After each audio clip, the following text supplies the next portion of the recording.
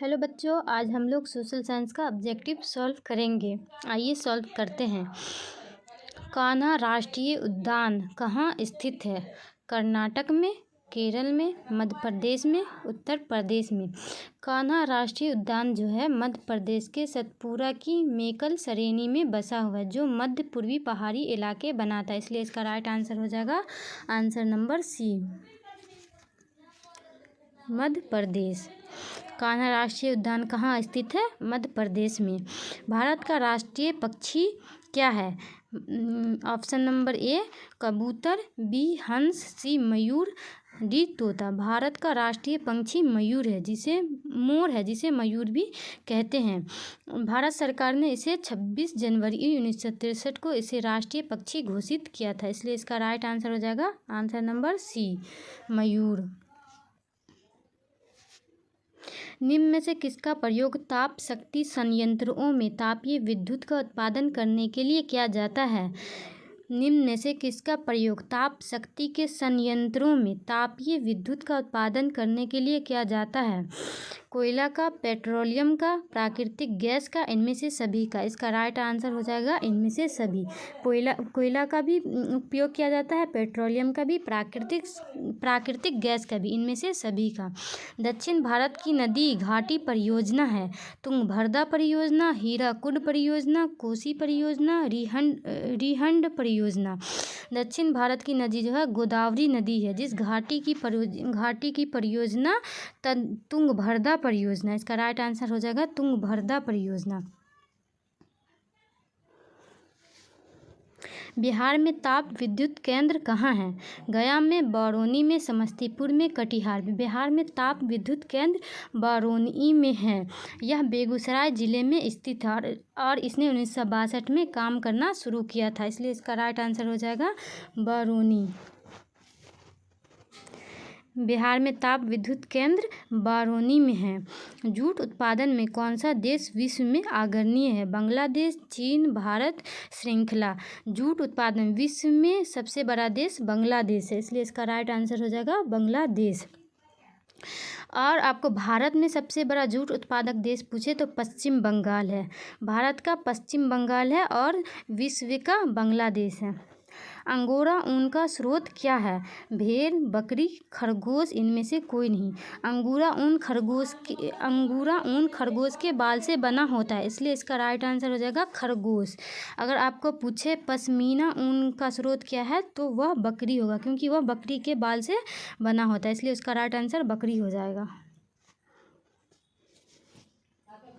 नागार्जुन सागर परियोजना किस नदी पर बनी है? सतलज नदी पे, कृष्णा नदी पे, नर्मदा नदी पे, रिहंड नदी पे।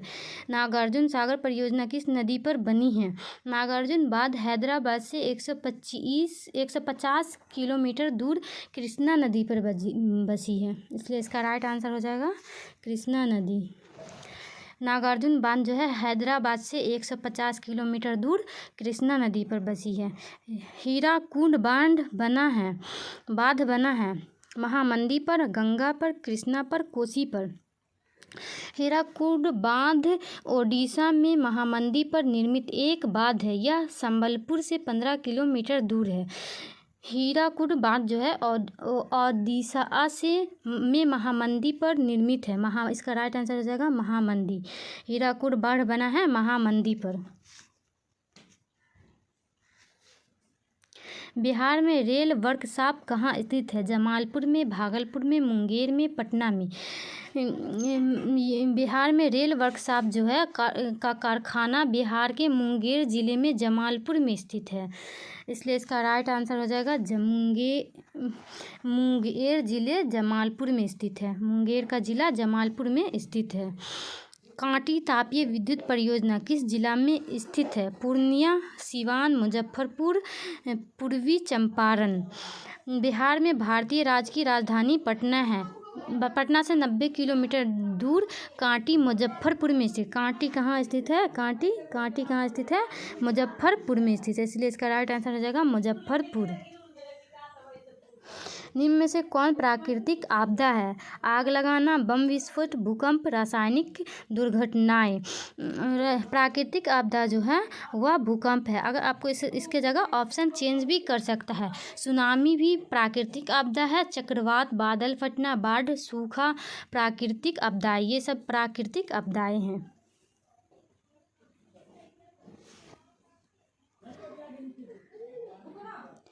संचार का सबसे लोकप्रिय साधन क्या है? संचार का telephone, mobile, walkie talkie, radio. संचार का अभी के ज़माने में सबसे लोकप्रिय साधन है वह मोबाइल है। संचार का सबसे लोकप्रिय साधन मोबाइल है। मोबाइल जो दो व्यक्तियों के बीच सूचनाओं का आदान प्रदान करता है। कोसी में बाढ़ आने का क्या कारण है? कोसी में बाढ़ आने का कारण अधिक वर्षा, हिमालय की बर्फ का पिघलना, नदी में गाढ़ जमना, इनमें से सभी। इसका राइट आंसर है अधिक वर्षा के कारण कोसी में बाढ़ आता है।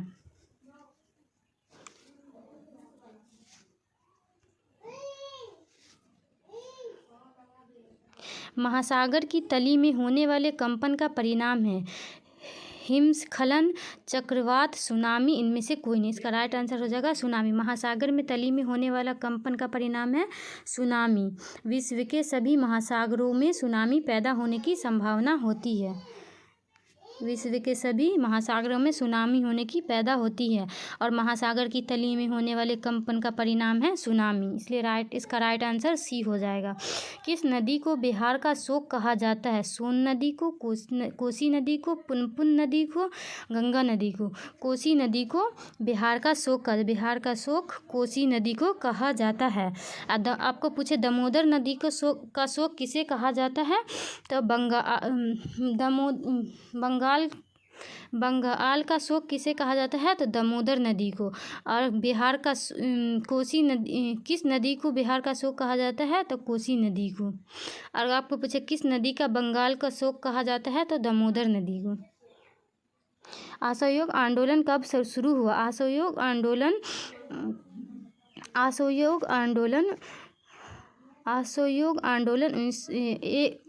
1 अगस्त 1920 को महात्मा गांधी ने शुरू किया था। 1 अगस्त 1920 को असहयोग आंदोलन महात्मा गांधी द्वारा शुरू किया गया था। इसका राइट 1920 हो जाएगा। किस देश में न्यू डील नीति लागू की? किस देश ने न्यू डील नीति लागू की? ब्रिटेन ने, अमेरिका ने, भारत ने, जर्मनी ने।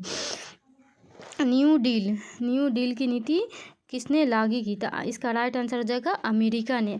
आर्थिक महामंदी से उबरने के लिए अमेरिका राष्ट्रपति रूजवेल्ट ने 1933 से 1939 के बीच न्यू डील नामक कार्य की घोषणा की थी।